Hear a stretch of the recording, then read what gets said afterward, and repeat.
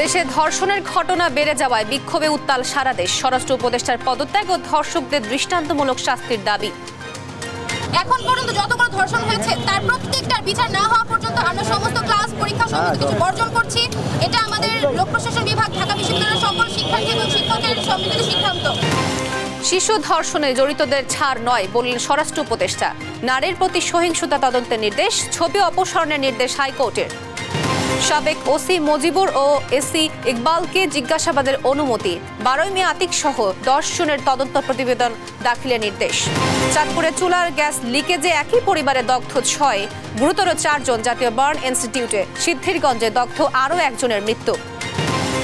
বাংলাদেশে গ্রাউন্ড আর্থ স্টেশন স্থাপনে সহায়তা দিচ্ছে স্টারলিংক। সফরের প্রতিনিধি দল, দেশের কয়েকটি প্রতিষ্ঠানের সঙ্গে চুক্তি। সিরিয়ার সশস্ত্র আসাদপন্থীদের সঙ্গে সরকারি বাহিনীর তীব্র লড়াই। দুদিনে 745 জন বেসামরিক নাগরিক সহ 1000-এর বেশি নিহত। দেখছিলেন শিরোনাম সংবাদ দুপুরে, আপনাদের সঙ্গে আছি আমি তোয়া আফরোজ। এবারে বিস্তারিত। ধর্ষণ সহ নারীর প্রতি সহিংসতা বেড়ে যাওয়ায় বিক্ষোভের প্রতিবাদে মুখর সারা দেশ। ধর্ষকের সর্বোচ্চ শাস্তির দাবিতে আন্দোলন করছেন ঢাকা, রাজশাহী ও জাহাঙ্গীরনগর সহ বিভিন্ন বিশ্ববিদ্যালয়ের শিক্ষার্থীরা। এছাড়া মাগুরায় শিশু ধর্ষণের প্রতিবাদে চতুর্থ দিনের মতো কর্মসূচি পালন করছেন শিক্ষার্থী সহ সাধারণ মানুষ। এ সময় আইনশৃঙ্খলা নিয়ন্ত্রণে ব্যর্থতার দায় নিয়ে স্বরাষ্ট্র উপদেষ্টার পদত্যাগ দাবি করেন তারা। সহকর্মীদের পাঠানো তথ্য ছবিতে নুসরাত শোভার রিপোর্ট। দেশজুড়ে নারীর প্রতি সহিংসতার প্রতিবাদে এবং ধর্ষকের সর্বোচ্চ শাস্তির দাবিতে ক্লাস পরীক্ষা বর্জন করে আন্দোলন করছেন রাজশাহী বিশ্ববিদ্যালয়ের শিক্ষার্থীরা। রোববার সকাল 11:30টায় প্যারিস রোডে বিক্ষোভ শুরু করেন শিক্ষার্থীরা। পরে বিশ্ববিদ্যালয়ের প্রধান ফটকের সামনে ঢাকা রাজশাহী মহাসড়ক অবরোধ করে নানা স্লোগান দেন তারা। কোন যদি কিন্তু ছাড়া বিশেষ ট্রাইব্যুনাল গঠন করে আসিয়া ধর্ষকদের বিচার কার্য নিশ্চিত দেখতে চাই। সাথে সাথে ধর্ষণের ব্যাপারে এমন একটি আইন দেখতে চাই যাতে করে ধর্ষণ করার মানসিকতা আনার আগে 100 বার ভাবে। ধর্ষকের শাস্তি মৃত্যু, এমন শাস্তি দেওয়া যাতে ধর্ষণ করার আর কোনো সাহস না পায়। বিক্ষোভ করেছেন ঢাকা বিশ্ববিদ্যালয়ের শিক্ষক ও শিক্ষার্থীরা। বিভিন্ন বিভাগ থেকে বের হয়ে খণ্ড খণ্ড মিছিল নিয়ে ক্যাম্পাস প্রদক্ষিণ করেন তারা। ধর্ষকের ফাঁসির দাবিতে বিক্ষোভ ও অবস্থান কর্মসূচি পালন করছে ঢাকা মেডিকেল কলেজের শিক্ষার্থীরা। যারা আছেন আপনারাই কিন্তু আলোড়নটা সৃষ্টি করতে পারেন। আপনারা যদি এটাকে ট্রেন্ড হিসেবে না নিয়ে যেখানে যখনই ধর্ষণ হবে তখনই সেটাকে রিপোর্ট করার মাধ্যমে যদি এই আলোড়নটা সৃষ্টি করেন, আমরা ছাত্র সমাজ কিন্তু বাংলাদেশে এখনো জেগে আছি। আমরা কিন্তু মরে যাই নাই, আমরা কিন্তু রাস্তায় তখনও নামবো, প্রতিটা ধর্ষণের জন্য নামবো। জাহাঙ্গীরনগর বিশ্ববিদ্যালয়েও শুরু হয়েছে আন্দোলন। ঢাকা আরিচা মহাসড়ক অবরোধ করে বিক্ষোভ করেন শিক্ষার্থীরা। মাগুরায়ও চতুর্থ দিনের মতো সাধারণ শিক্ষার্থী ও সাধারণ মানুষ আন্দোলন করছেন। শহীদ সোহরাওয়ার্দী কলেজ থেকে বিক্ষোভ মিছিল বের করে শহরের চিফ জুডিশিয়াল ম্যাজিস্ট্রেট আদালতের গেটে জমা হয় ছাত্র জনতা। কুমিল্লার কান্দিরপাড় পুবালি চত্বর থেকে মিছিল শুরু করেন শিক্ষার্থীরা। পরে পুলিশ লাইনসে অবস্থান নেন এবং স্লোগান দেন তারা। নুসরাত শোভা, নিউজ ডেস্ক, দেশ টিভি। দর্শক, ঢাকা বিশ্ববিদ্যালয়ে চলছে শিক্ষার্থীদের বিক্ষোভ। এ বিষয়ে আরো জানাতে সরাসরি যুক্ত হচ্ছেন সহকর্মী জান্নাতুল মোহনা। মোহনা, শিক্ষার্থীদের কর্মসূচি ও দাবি সম্পর্কে বিস্তারিত কি তথ্য রয়েছে আপনার কাছে, জানাবেন?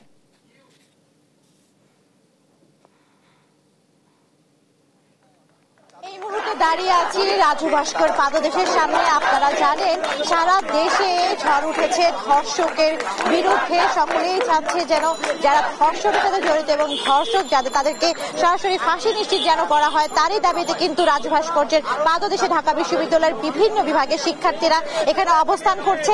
আমরা দেখতে পাচ্ছি ঢাকা বিশ্ববিদ্যালয়ের যারা রয়েছেন তাদের মধ্যে থেকে অনেকেই আছেন তারা কালকে রাতেও আমরা দেখেছি তারা এই আন্দোলন সংগ্রাম করেছেন এবং তারা এই আন্দোলন সংগ্রাম সময়ের সাথে তারা জড়িত, তারা বিচারের জন্য এই রাজু ভাস্করের পাদদেশে স্লোগান দিচ্ছেন। এবং আপনারা জানেন মাগুরার যে শিশুটি কে নির্মমভাবে ধর্ষণ করা হয়েছে তার অবস্থা কতটা করুণ বা তার অবস্থা কতটা জটিল পরিস্থিতিতে রয়েছে, সেই সাথে ধর্ষককে গ্রেপ্তার করা হলো। অনেক সময় দেখা যায় যে দীর্ঘসূত্রতার কারণে ধর্ষক ছাড়া পেয়ে যায়। তো আমরা কথা বলতে চাই শিক্ষার্থীদের সাথে, যে শিক্ষার্থীদের সাথে কথা বলে আমরা জানতে চাই আপনাদের দাবি কি এবং সম্প্রতি যে ঘটনাগুলো ঘটছে আপনারা কি মনে করছেন যে ধর্ষকের সর্বোচ্চ শাস্তি কি হওয়া উচিত? ধর্ষকের সর্বোচ্চ শাস্তি তো নিঃসন্দেহে প্রকাশ্যে মৃত্যুদণ্ড হওয়া উচিত। এবং আমরা গতকাল ছিল 8ই মার্চ নারী দিবস, আন্তর্জাতিক নারী দিবস। তো আমরা সারা বিশ্বে আন্তর্জাতিক নারী দিবস পালন করি এবং ওই দিনে দুঃখজনকভাবে প্রকাশ্যে সারা বাংলাদেশে 11টি ধর্ষণের ঘটনা ঘটে। এবং নট লাইক যে এটা প্রথমবার ঘটছে, এটা কিন্তু প্রতিনিয়ত ঘটে আছে। এবং এটার কোনো একটা ধর্ষকের সিম্বলিক কোনো শাস্তি আমরা এখন পর্যন্ত দেখতে পারি নাই। সুতরাং আমাদের দাবি একটাই যে ধর্ষককে প্রকাশ্যে শাস্তি দিতে হবে এবং তার সর্বোচ্চ শাস্তি মৃত্যুদণ্ড, এবং সেটা সর্বোচ্চ দ্রুততম সময়ে কার্যকর করতে হবে। শুনছিলেন শিক্ষার্থীরা প্রতিবাদ জানাচ্ছে। আমরা আরো একজন শিক্ষার্থীর কাছ থেকে জানতে চাই যে ধর্ষকের শাস্তি কেমন হওয়া উচিত বা কি ধরনের হওয়া উচিত। অনেক সময় কথা হয় নারীদেরকে হেনস্থা করা হয়, নারীদেরকে ধর্ষণের জন্য পোশাককে দায়ী করা হয়। আপনার কি মনে হয় যে ধর্ষক কি পোশাক দেখে নারীদের সাথে ধর্ষণ করে থাকে না? ধর্ষক এবং ধর্ষকের সর্বোচ্চ শাস্তি কি দাবি করছেন আপনি? আমি মনে করি যে ধর্ষক যারা তারা নারীদের পোশাককে বিবেচনা করে না। সব রকমের বয়সের যেহেতু ধর্ষণ করা হচ্ছে, তো সেই হিসাবে পোশাকটা শুধুমাত্র বিবেচনায় রাখা হয় না, নারীদেরকেও মূলত যৌন বস্তু হিসাবে দেখা হচ্ছে। আমরা চাই যে ধর্ষকদের এমন দৃষ্টান্তমূলক শাস্তি হোক যে পরবর্তীতে এরকম কোনো ঘটনা যেন না হয়। আপনার কি মনে হয় বাংলাদেশ সরকারের বর্তমান সরকারের নারীদের নিরাপত্তা দিতে ব্যর্থতা রয়েছে? এখন তো আমরা তেমনটাই দেখছি, তবে আমরা চাই যে তারা এমন একটা কার্যক্রম করুক যাতে পরবর্তীতে এরকম কোনো ঘটনা না হয়। আপনারা শুনছেন যে এই সাম্প্রতিককালে যে ধরনের ধর্ষণের ঘটনা ঘটছে তারই প্রতিবাদ স্বরূপ কিন্তু অনেকেই এই রাজু ভাস্করের পাদদেশে জড়ো হয়েছে। রাজু ভাস্করের পাদদেশে ধর্ষকের সর্বশাস্তি যেন মৃত্যুদণ্ড দেওয়া হয় তার দাবি জানাচ্ছে অনেকে। সেই সাথে এই যে নারীদের নিরাপত্তাহীনতায় ভুগছে নারীরা, ঢাকা সহ সমগ্র দেশে নারীর হেনস্থা করা সহ ধর্ষণ সহ নানা ঘটনা আমরা প্রতিনিয়ত শুনতে পাচ্ছি, যার কারণে কিন্তু বর্তমানে যারা নারী শিক্ষার্থী রয়েছেন এখানে অবস্থান করছেন তারা বারবার জানাচ্ছেন যে এর জন্য সরকারকে নিরাপত্তা জোরদার করা উচিত। যারা নারী হেনস্থাকারী রয়েছেন তারা যাতে কোনোভাবেই পার না পেয়ে যায় তার জন্য কঠোর আইন প্রয়োগ করা উচিত এবং আইনি প্রয়োগের মাধ্যমে শাস্তি নিশ্চিত করা উচিত, যেন তারা ধর্ষক বা অন্য যারা এই ধরনের মনোভাবে রয়েছেন তারা কোনোভাবে এই ধরনের অন্যায় করতে না পারে। আমরা আরো কথা বলতে চাই যারা এখানে আছেন এবং আমরা আরো শিক্ষার্থীদের সাথে কথা বলতে চাই। আমরা তাদের কাছ থেকে জানতে চাই যে তারা কি চাচ্ছে বা তাদের দাবি দেওয়া কি, এবং আমরা জানতে চাই যে আজকে যে তারা এখানে দাঁড়িয়েছেন এবং শিশুটিকে নিয়ে তাদের যে শিশুটির ধর্ষকের যে শাস্তির জন্য তারা দাঁড়িয়েছে।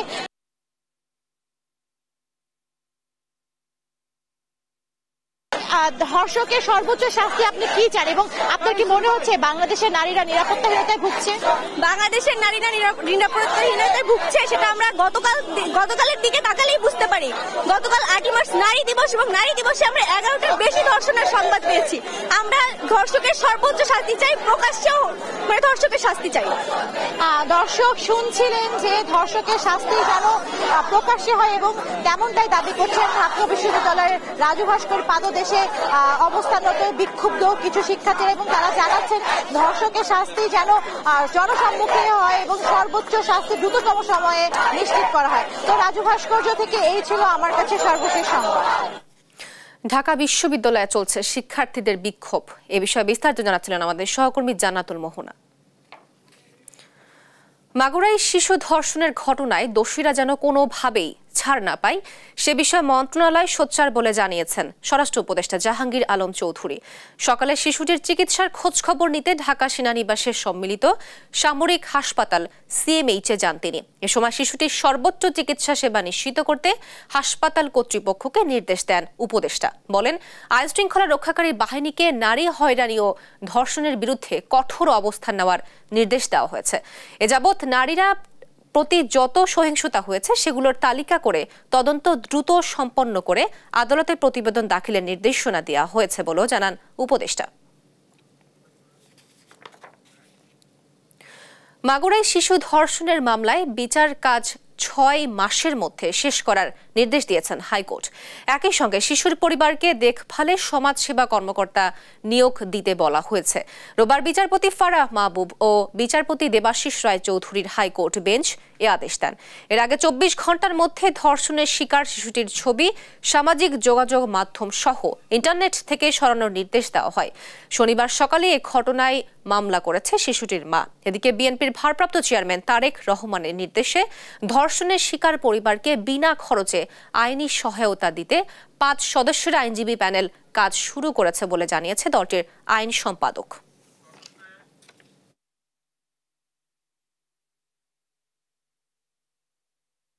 তার নাম, তার অ্যাড্রেস, তার ছবি, এটা যেন সব জায়গা থেকে ডিলিট করা হয়। এখানে আমাদের নারী শিশু নির্যাতন দমন আইনের ধারা ১৪ ভিতরে কিন্তু এটা একটা অফেন্স, যে রেপ ভিকটিমের নেম আইডেন্টিটি ডিসক্লোজ করা যাবে না। সেটা বাস্তবায়নের জন্যই বিটিআরসি আর ল এনফোর্সমেন্ট এজেন্সির উপরে ডাইরেকশন দেওয়া আছে যাতে করে এটাকে রিমুভ করে দেওয়া হয়। এটা যদি না করা হয়, তারা যদি ব্যর্থ হন, সেই ক্ষেত্রে এই দুই গভর্নমেন্ট বডি তো পানিশেবল হবেই। এছাড়া যারা যারা এখানে পাবলিশ করেছেন তার ডিটেলসগুলো প্রত্যেকটা ইন্ডিভিজুয়ালকে যেন আইডেন্টিফাই করে তাদের এগেন্স্টে যেন আমাদের ধারাবাহিক লর আন্ডারে যেন তাদের এগেন্স্টে পানিশমেন্ট দেওয়া হয়। জুলাই অভ্যুত্থানে উত্তরায় গণহত্যার অভিযোগে সাবেক মেয়র আতিকুল ইসলাম সহ ১০ আসামির বিরুদ্ধে তদন্ত প্রতিবেদন ১২ই মের মধ্যে দাখিলের নির্দেশ দিয়েছেন আন্তর্জাতিক অপরাধ ট্রাইব্যুনাল। সেই সঙ্গে সাবেক ওসি মুজিবুর রহমানকে ১৬ই মার্চ ও এসি জাবেদ ইকবালকে ১৮ই মার্চ জিজ্ঞাসাবাদের অনুমতি দিয়েছেন আদালত। রোববার বিচারপতি মোহাম্মদ গোলাম মর্তুজা মজুমদারের নেতৃত্বাধীন ট্রাইব্যুনাল এ নির্দেশ দেন। আতিকুল ইসলাম ছাড়া এ মামলায় বাকিরা হলেন উত্তরা পূর্ব থানা আওয়ামী লীগের শিক্ষা বিষয়ক সম্পাদক শাহিনুর মিয়া, উত্তরা পশ্চিম থানা আওয়ামী লীগের সভাপতি মনোয়ার ইসলাম চৌধুরী রবিন, গাজীপুর মহানগর আওয়ামী লীগের সাংগঠনিক সম্পাদক আব্দুল্লাহ আল মামুন মণ্ডল, উত্তরা ৬ নম্বর সেক্টর আওয়ামী লীগের সভাপতি বশির উদ্দিন এবং মহানগর উত্তরের ১ নম্বর ওয়ার্ড যুবলীগের সভাপতি দেলোয়ার হোসেন রুবেল। তাদের প্রত্যেকের বিরুদ্ধে জুলাই আগস্ট গণহত্যার সময় সরাসরি অংশগ্রহণ সহ নির্দেশ দেওয়ার অভিযোগ আনা হয়েছে। এদিন ৩ জন পুলিশ সদস্যের বিরুদ্ধে নতুন করে গ্রেফতারি পরোয়ানা জারি করে বিশেষ আদালত। উত্তরা রিলেটেড যে ঘটনা জুলাই আগস্টের ম্যাসাকারের মামলা, সেখানে আমরা ২ মাসের তদন্ত রিপোর্ট দাখিলের জন্য সময় বৃদ্ধি করার আবেদন জানিয়েছি। আদালত সেটা মঞ্জুর করে ১২ই মে পরবর্তী তারিখ নির্ধারণ করেছেন। ওই একই মামলায় ২ জন আসামি এডিসি ইকবাল এবং ওসি মুজিবুর রহমান উত্তরা পূর্ব থানার সাবেক ওসি, এই ২ জনকে জিজ্ঞাসাবাদের জন্য আমাদের তদন্ত সংস্থার কাছে ১ দিনের জন্য। চাঁদপুর শহরের কোরালিয়া এলাকায় চুলার গ্যাস লিকেজে একই পরিবারের ৬ জন দগ্ধ হয়েছে। ৪ জনকে গুরুতর অবস্থায় ঢাকা বার্ন ইনস্টিটিউটে পাঠানো হয়েছে। রোববার ভোরে সেহেরি খেতে গিয়ে এই দুর্ঘটনার শিকার হয় পরিবারটি। এ সময় আব্দুর রহমান, তার স্ত্রী, ২ ছেলে, ২ পুত্রবধূ দগ্ধ হয়। ৪ জনের অবস্থা গুরুতর হওয়ায় তাদের ঢাকা বার্ন ইনস্টিটিউটে পাঠানো হয়েছে। এদিকে বার্ন ইউনিটে নারায়ণগঞ্জের সিদ্ধিরগঞ্জে দগ্ধ আরও ১ জনের মৃত্যু হয়েছে। এ নিয়ে ওই ঘটনায় মৃতের সংখ্যা বেড়ে ৩-এ দাঁড়ালো।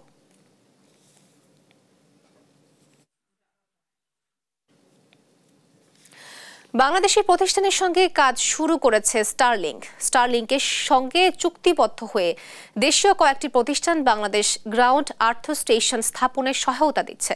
শনিবার প্রধান উপদেষ্টা ডাক, টেলিযোগাযোগ ও তথ্য প্রযুক্তি বিষয়ক বিশেষ সহকারী ফয়েজ আহমেদ তৈয়ব এ তথ্য নিশ্চিত করেছেন। তিনি জানান, বর্তমানে স্টারলিংকের একটি প্রতিনিধি দল বাংলাদেশ সফরে রয়েছে। এ সফরে দেশে স্টারলিংক ইন্টারনেট সেবা চালু করতে সহযোগিতার জন্য দেশের বিভিন্ন প্রতিষ্ঠানের সঙ্গে চুক্তি হয়েছে। তিনি আরও জানান, ভূমি বরাদ্দ, নির্মাণ সহায়তা ও অবকাঠামো রক্ষণাবেক্ষণের মতো কার্যক্রম পরিচালনায় এসব সহযোগিতা চুক্তি হয়েছে। স্টারলিংক টিম এই কাজের জন্য কিছু নির্দিষ্ট স্থান চিহ্নিত করেছে। এর মধ্যে কয়েকটি বাংলাদেশি প্রতিষ্ঠানের নিজস্ব সম্পত্তি এবং কিছু ক্ষেত্রে হাইটেক পার্কের জমি ব্যবহারের বিষয়টি বিবেচনা করেছে স্টারলিংক।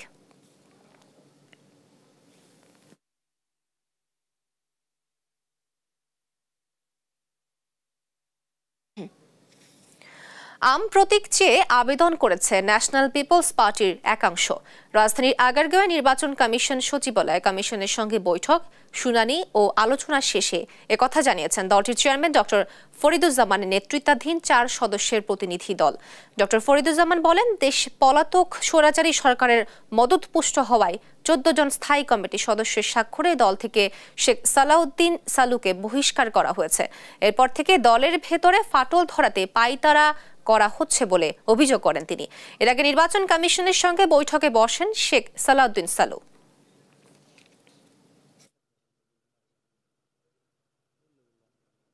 নীলসার দলের বহির্ভূত শেখ হাসিনা ফ্যাসিস্ট গভর্নমেন্টের সাথে থাকার কারণে আমরা তাকে দল থেকে বহিষ্কার করে দিয়েছিলাম। তখনকার শেখ হাসিনার সাথে আমরা যাই নাই, তার আজ্ঞাবহ হই নাই। শেখ শওকত হোসেন নীলু বা আসমা বা এটা মেনন সাহেবরা যারা গিয়েছিল তাদের নির্দিষ্ট, অথবা আমরা এখন ন্যায় বিচার চাই। গাজীপুর, মুন্সিগঞ্জ, নরসিংদী ও চাপাই নবাবগঞ্জ সহ দেশের বিভিন্ন স্থানে সম্প্রতি বেশ কয়েকজন শিশু ও নারী ধর্ষণের ঘটনা ঘটেছে। এলাকাবাসীর সহযোগিতায় এরই মধ্যে গ্রেফতার করা হয়েছে অভিযুক্ত বেশ কয়েকজনকে। সহকর্মীদের পাঠানো তথ্য ও চিত্রে টুম্পা আফরোজের রিপোর্ট। গাজীপুরে শিশু ধর্ষণ ও ধর্ষণ চেষ্টার অভিযোগে 2 জনকে আটক করেছে পুলিশ। শনিবার রাত 10টার দিকে শ্রীপুর উপজেলা থেকে তাদের আটক করা হয়। শ্রীপুরে এক শিশুকে ধর্ষণ ও ভিডিও ধারণের অভিযোগে আরমান নামে একজনকে আটক করে পুলিশ। অপরদিকে মাওনা এলাকায় এক মাদ্রাসা শিশু শিক্ষার্থীকে ধর্ষণ চেষ্টার অভিযোগে মাদ্রাসা শিক্ষক আব্দুল মালেককে গণধোলাই দিয়ে পুলিশে দিয়েছে এলাকাবাসী। তাদের বিরুদ্ধে আইনগত ব্যবস্থা প্রক্রিয়াধীন রয়েছে বলে জানায় পুলিশ। মুন্সিগঞ্জে 8 বছর ও 10 বছর বয়সী 2 শিশুকে খাবার ও বেলুন কিনে দেওয়ার প্রলোভনে ধর্ষণের অভিযোগে সেকান্দর আলী চোকদার নামের এক বৃদ্ধকে গ্রেপ্তার করেছে পুলিশ। অভিযুক্ত বৃদ্ধ সদরের চর মুক্তারপুর এলাকায় শরবত বিক্রি করত এবং ওই 2 শিশুর পরিবারের সাথে ভাড়া বাড়িতে থাকত। শুক্রবার রাতে সদর উপজেলার চর মুক্তারপুর এলাকায় স্থানীয়রা তাকে আটক করে পুলিশের হাতে তুলে দেয়। এ ঘটনায় 2 শিশুর একজনের মা মামলা করেন। নরসিংদীতে 23 বছর বয়সী সন্তান সম্ভাবা এক নারীকে আটকে রেখে গণধর্ষণের অভিযোগ উঠেছে। এ ঘটনায় শনিবার রাতে ভুক্তভোগী নারী থানায় মামলা দায়ের করেন। অভিযোগের প্রেক্ষিতে ইকবাল হোসেন নামের একজনকে গ্রেপ্তার করেছে পুলিশ। ভুক্তভোগী নারী জানান, গত 19 ফেব্রুয়ারি তার কারাগারে বন্দী স্বামীকে ছাড়িয়ে আনার কথা বলে মার্কেটের একটি রুমে তাকে 3 দিন আটকে রেখে সংঘবদ্ধভাবে ধর্ষণ করে ইকবাল পাপ্পু সহ বেশ কয়েকজন। চাঁপাইনবাবগঞ্জের গোমস্তাপুরে 8 বছরের এক শিশুকে ধর্ষণ চেষ্টার অভিযোগে বাইরুল ইসলাম নামে এক ব্যক্তিকে গণপিটুনি দিয়ে পুলিশে সোপর্দ করেছে এলাকাবাসী। শনিবার দুপুরে উপজেলার বাঙ্গাবাড়ি ইউনিয়নের দাড়িপাতায় একটি গম খেতে এ যৌন হয়রানির ঘটনা ঘটে। টুম্পা আফরোজ, নিউজ ডেস্ক, দেশ টিভি। রাজধানীর বিভিন্ন এলাকায় রাতভর নিরাপত্তা তল্লাশি চালিয়েছে যৌথ বাহিনী। এ সময় যানবাহনের প্রয়োজনীয় কাগজপত্র না থাকায় কয়েকজনের বিরুদ্ধে শাস্তিমূলক ব্যবস্থা নেওয়া হয়। কামরুজ্জামানের ক্যামেরায় আরো জানাচ্ছেন এনআই নাহিদ। রাজধানীর ডেমরার ঢাকা সিলেট রোড, কোনাপাড়া এবং ডগাইর বাজার এলাকায় যৌথ বাহিনীর তল্লাশি কার্যক্রম। শনিবার রাতে সন্দেহভাজন যানবাহনে তল্লাশি চালানো হয়। এ সময় বিভিন্ন যানবাহনের প্রয়োজনীয় কাগজপত্র না থাকায় বেশ কয়েকজনের বিরুদ্ধে শাস্তিমূলক ব্যবস্থা নেওয়া হয়। ধর্ষণ, ছিনতাই, চাঁদাবাজি এবং সংঘবদ্ধ ডাকাতি সহ সড়কের শৃঙ্খলা বজায় রাখতে যৌথ বাহিনীর এমন কার্যক্রমে স্বস্তিতে সাধারণ মানুষ। আমি যখন টিভিতে দেখি যে এই অভিযানগুলো চলছে তখন আমার খুবই ভালো লাগে যে না আমরা সাহস পাচ্ছি কোথাও বের হওয়ার জন্য। আঙ্কেল হসপিটালে ভর্তি, আইসিইউতে আছে সাইনবোর্ডে, এখন আমার যেতে হবে, কিছু করার নেই। এখান থেকে আমি ইউটার্ন নেওয়ার সময় জায়গাটা অন্ধকার, আমি খুব ভয় পাইতেছিলাম ওখানে, যে কিন্তু এখানে এসে জিনিসটা দেখে আমার আসলে খুব ভালো লাগছে। ওনাদেরকে অসংখ্য ধন্যবাদ। এত রাতে যে আপনারা সহ মিডিয়ার লোক সহ আছেন, এটা আমরা সাধারণ মানুষ এখন স্বস্তি পাবো যে না আপনারা আছেন। অপরাধ নির্মূলে রাজধানীর বিভিন্ন এলাকায় নিয়মিত চেকপোস্ট পরিচালনা ও তল্লাশি কার্যক্রম অব্যাহত থাকবে বলে জানিয়েছে সেনাবাহিনী। এনআই নাহিদ, দেশ টিভি, ঢাকা। রাজশাহী অঞ্চলের মহাসড়কগুলোতে নসিমন, করিমন ব্যাটারি চালিত অটোরিকশা ও ভ্যান সহ হালকা যানবাহনের চলাচল বন্ধ না হওয়ায় বেড়েছে দুর্ঘটনা। গেল 1 বছরে এই অঞ্চলের সড়ক দুর্ঘটনায় প্রাণ হারিয়েছে 475 জন আর আহত হয়েছে 600 জনেরও বেশি। সহকর্মীদের সঙ্গে নিয়ে কাজী শাহেদের প্রতিবেদন। উচ্চ আদালতের নির্দেশনার পরও মহাসড়কে চলাচল বন্ধ হয়নি 3 চাকার যানের। উল্টো দিন দিন 3 চাকার যানের চলাচল বাড়তে থাকায় ঘটছে দুর্ঘটনা। হাইওয়ে পুলিশের তথ্য বলছে, বগুড়া রিজনের অধীনে 5 জেলায় গেল 1 বছরের 349টি সড়ক দুর্ঘটনা ঘটেছে। এসব দুর্ঘটনায় নিহত হয়েছেন 430 জন, আহত 600 জনের বেশি। অধিকাংশ দুর্ঘটনার কারণ হিসেবে বেপরোয়া গতি, ওভারটেকিং ও অনিয়ন্ত্রিত যান চলাচলকে দায়ী করছেন পরিবহন মালিকরা। অবাধে সব চলছে, হাই রোডে প্রতিনিয়ত গাড়ি দুর্ঘটনা ঘটছে এদের কারণে। এগুলো দেখার দায়িত্ব প্রশাসনের, কিন্তু প্রশাসন নীরব। রাস্তার দুই দিক থেকে দুইটা রাস্তা আসছে, দেখা যাচ্ছে বেপরোয়াভাবে একটা গাড়ি ফট করে মেইন রোডে চলে আসলো। বাস যাচ্ছে 80 কিলোমিটার গতিতে, ওইখানে তাকে ব্রেক করে, বা ট্রাক যাচ্ছে, ব্রেক করে তো কন্ট্রোল করা সম্ভব না। দুর্ঘটনা ঘটতেছে এবং একটা পরিবার নিঃশেষ হয়ে যাচ্ছে। নিরাপদ সড়কের দাবিতে আন্দোলনে থাকা কর্মীরা বলছেন, মহাসড়ক নিরাপদ করতে সরকারকে যেসব প্রস্তাব তারা দিয়েছেন তার কিছুই বাস্তবায়ন হয়নি, ফলে কমছে না মৃত্যুর মিছিল। তো আমরা আশা করছি সরকার, এই বর্তমান অন্তর্বর্তী সরকার এই ব্যাপারে কঠোর ব্যবস্থা নেবেন এবং এই মহাসড়কের যে বিশৃঙ্খলা, এই যে মৃত্যুর মিছিল, এটা থামবে ইনশাল্লাহ। তবে পুলিশ জানিয়েছে, মহাসড়কে 3 হুইলার ও অবৈধ যান চলাচল বন্ধে ব্যবস্থা নেওয়া হচ্ছে। মহাসড়কে 3 চাকার যান চলাচল বন্ধে সতর্কতামূলক কর্মসূচিও নেওয়া হচ্ছে। এখনো মহাসড়কের সকল স্থানের কাজ কিন্তু সম্পন্ন হয় নাই, কিছু কিছু জায়গায় এখনো বাকি আছে এবং রাস্তার কাজ শেষ হয় নাই। তো যে সমস্ত জায়গাতে বাইলেন সম্পন্ন হয়ে গেছে, আমরা হাইওয়ে পুলিশের পক্ষ থেকে তাদেরকে অ্যাওয়ারনেস, বিভিন্ন প্রোগ্রাম, সভা এবং অনুপ্রাণিত করছি তাদেরকে বাইলেন ব্যবহার করার জন্য। এবং যেইখানে তারা বাইলেন ব্যবহার করছেন না, মহাসড়ক উঠে আসছেন, সেইখানে আমরা তাদেরকে আটক করে আইনগত ব্যবস্থা গ্রহণ করছি। বিশেষজ্ঞরা বলছেন, সড়কে শৃঙ্খলা ফেরাতে অবৈধ যানবাহনের চলাচল বন্ধে কঠোর পদক্ষেপ নেওয়া জরুরি। পাশাপাশি চালকদের প্রশিক্ষণ ও গণসচেতনতা বাড়ানোর তাগিদ দিচ্ছেন তারা। কাজী শাহেদ, দেশ টিভি, রাজশাহী।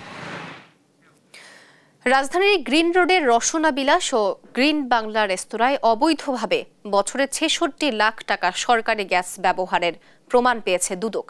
এ সময় রেস্তোরাঁ দুটির গ্যাস সংযোগ বিচ্ছিন্ন করার পাশাপাশি জরিমানা করা হয়। রোববার সকালে গ্রিন রোডের রেস্তোরাঁগুলোতে অবৈধ গ্যাস সংযোগের খোঁজে রসনা বিলাস হোটেল ও গ্রিন বাংলা হোটেলে অভিযান চালায়। সেখানে দৃশ্যমান সিলিন্ডার থাকলেও ভবনের গোপন পথে প্রতিটি চুলায় ছিল অবৈধ গ্যাস সংযোগ। অভিযানে রসনা বিলাস রেস্তোরাঁ 15টি চুলায় মাসে সরকারি গ্যাস খরচ করে 3,20,000 টাকা, আর গ্রিন বাংলা রেস্তোরাঁয় মাসে অবৈধভাবে 2,30,000 টাকার গ্যাস ব্যবহারের প্রমাণ মিলেছে। তাৎক্ষণিক তিতাসের সহযোগিতায় গ্যাস সংযোগগুলো বিচ্ছিন্ন করে দুদক।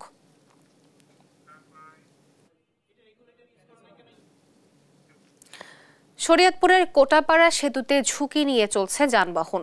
কয়েক বছর আগেই সেতুটি ঝুঁকিপূর্ণ ঘোষণা করা হয়, কিন্তু বিকল্প ব্যবস্থা না থাকায় নড়বড়ে সেতু হয়ে প্রতিদিন ঢাকায় যাতায়াত করেন কয়েক হাজার মানুষ। যাত্রী আর চালকরা বলছেন, পাশে নির্মাণ হওয়া নতুন সেতুটি চালু হলে থাকবে না এই দুর্ভোগ। নতুন সেতুটি দ্রুত চালুর আশ্বাস দিয়েছে সড়ক বিভাগ। সহকর্মী সাইফুল ইসলাম আকাশের পাঠানো তথ্য ছবিতে সালমা জাহানের রিপোর্ট। তলায় ধরেছে ফাটল, পলেস্তারা খসে বের হয়ে আছে লোহার রড। এমনই ঝুঁকিপূর্ণ অবস্থা শরীয়তপুরের কোটাপাড়া সেতুর। এটি যেন ঢাকাগামী যাত্রীদের এক মরণ ফাঁদ। সেতুটি শুরু হয়, মাঝে মধ্যে সৃষ্টি হয় যানজট। গাড়ির চাপ নিয়ন্ত্রণে কাজ করতে হয় গ্রাম পুলিশকেও।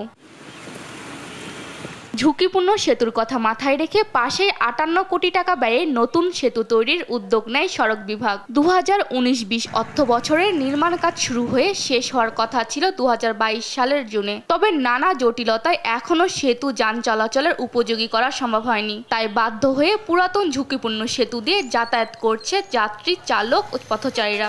ভারী যানবাহন তো দূরের কথা, একটু যদি প্রাইভেট কার বা ইউটে, তবু মনে হয় কি যে স্প্রিং এর ব্রিজ এরকম অত্যন্ত ঝুঁকিপূর্ণ। এক পাশের গাড়ি আরেক পাশে যে জাম লেগে যাওয়ার কারণে অনেক সময় দেখা গেছে আমাদের যাত্রীর ভোগান্তি, আমাদের ভোগান্তি, প্লাস অনেক সময় ইমার্জেন্সি রোগী থাকে, জামে আটকা থাকতে হয়। এই ব্রিজটা ঢাকার সাথে একমাত্র যোগাযোগ মাধ্যম।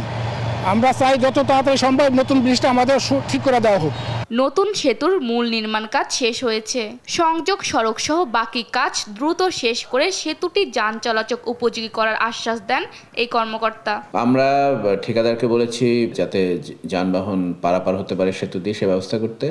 ঠিকাদারও সেটা আশ্বাস দিয়েছে। আমরা আশা করছি ঈদের আগে এই সেতু দিয়ে যানবাহন চলাচলের ব্যবস্থা হবে এবং এখনকার যে ঝুঁকিপূর্ণ সেতুটি আছে সেটি আর ব্যবহার করতে হবে না। পুরনো ঝুঁকিপূর্ণ সেতুতে যে কোনো মুহূর্তে ঘটতে পারে প্রাণহানি। দুর্ঘটনা এড়াতে দ্রুত ব্যবস্থা দেখতে চান এলাকাবাসী। নিউজ ডেস্ক, দেশ টিভি। ব্রাহ্মণবাড়িয়া জেনারেল হাসপাতাল সহ 3টি হাসপাতালে ব্যবহার হচ্ছে না উপহার পাওয়া আইসিইউ যুক্ত অ্যাম্বুলেন্স। গ্যারেজে তালাবদ্ধ করে রাখা হয়েছে এসব অ্যাম্বুলেন্স। গত 3 বছরে এসব অ্যাম্বুলেন্স মাত্র 1জন রোগী পরিবহন করেছে। হাসপাতাল কর্তৃপক্ষ বলছে উপহারের অ্যাম্বুলেন্সগুলো ওজনে অনেক ভারী হওয়ায় চালকরা তা নিয়ন্ত্রণ করতে পারে না, পাশাপাশি যান্ত্রিক সমস্যাও থাকায় তা ব্যবহার করা হচ্ছে না। এদিকে বেসরকারি অ্যাম্বুলেন্স ব্যবহার করায় বাড়তি খরচ গুনতে হয় রোগীদের। সহকর্মী মেহেদী নুর পরশের পাঠানো তথ্য ও ছবিতে অঙ্কন চৌধুরী রিপোর্ট। 2021 সালে করোনা মহামারীর পর ভারত সরকারের উপহার হিসেবে ব্রাহ্মণবাড়িয়া 250 শয্যা বিশিষ্ট জেনারেল হাসপাতাল সহ কসবা ও আখাউড়া উপজেলার হাসপাতালে 3টি আইসিইউ অ্যাম্বুলেন্স দেয়া হয়। তবে সদর হাসপাতালে অ্যাম্বুলেন্স প্রথমবার ব্যবহারের সময় রোগী নিয়ে ঢাকায় যেতে সময় লেগেছে 7 ঘন্টা, যেখানে স্বাভাবিক সময় লাগে প্রায় 3.5 ঘন্টা। চালকরা জানান এই অ্যাম্বুলেন্স ভারী হওয়ায় নিয়ন্ত্রণ করা কঠিন এবং ব্যবস্থাপনাও জটিল। এছাড়া সরকারি সচল অ্যাম্বুলেন্সের অবস্থাও নাজুক। এটা লাগে সিএনজি জায়গা, রিক্সা জায়গা, জামা বললে অবস্থায় এটা টোল মারে, এটা অনেক ভারী। রোগীরা অবজেকশনের কারণে আমরা চালাইতে পারছি না। সরকারি অ্যাম্বুলেন্স না পেয়ে রোগীদের বাড়তি অর্থ ব্যয় করে বেসরকারি অ্যাম্বুলেন্স নিতে হচ্ছে, যা দরিদ্র পরিবারের জন্য কষ্টসাধ্য হয়ে উঠেছে। আমরা তো এত টাকা খরচ করে আমরা ঢাকা লয়ে যাওয়ান, আমরা অনেক সমস্যা হয়ে যায়। সরকার থেকে আমরা যদি একটা 2-3টা অ্যাম্বুলেন্স দিত তাহলে মনে করে আমরা লাগে গরিব মানুষের লাগে, সাধারণ মানুষের লাগে আমরা লাগে অনেক সুবিধা হইতো। দরিদ্র ফ্যামিলির যারা আছে তারা তো দেখা যায় সরকারি অ্যাম্বুলেন্স থাকলে তারা তো সহজেই ঢাকা যেতে পারে, টাকা পয়সার কম দিক দিয়ে তাদের অনেক সহযোগিতা হয়। ভারত থেকে যে উপহারের গাড়িগুলো দিচ্ছে এই কোনো কাজের গাড়ি না, এই দিয়ে 7 ঘন্টা দেখা যাওয়া যায় না। হাসপাতাল কর্তৃপক্ষ স্বীকার করেছেন ভারত সরকারের দেয়া আইসিইউ অ্যাম্বুলেন্সগুলো সঠিকভাবে ব্যবহার করা সম্ভব হয়নি। নতুন অ্যাম্বুলেন্সের চাহিদা পাঠানো হয়েছে। আমরা নতুন অ্যাম্বুলেন্সের জন্য চাহিদাপত্র দিয়েছি, আমরা এখনো সাড়া শব্দ পাইনি। তা আশা করছি যে আমরা পাবো নতুন অ্যাম্বুলেন্স। নতুন অ্যাম্বুলেন্স পেলে আমাদের রোগীর পরিবহনে বা রোগীর সেবা দিতে ভালো হবে। আইসিইউ যুক্ত এসব অ্যাম্বুলেন্স চলাচলের উপযোগী করলে সংকটাপন্ন রোগীদের সেবা ভূমিকা রাখতে পারবে বলে মনে করেন সবাই। নিউজ ডেস্ক, দেশ টিভি।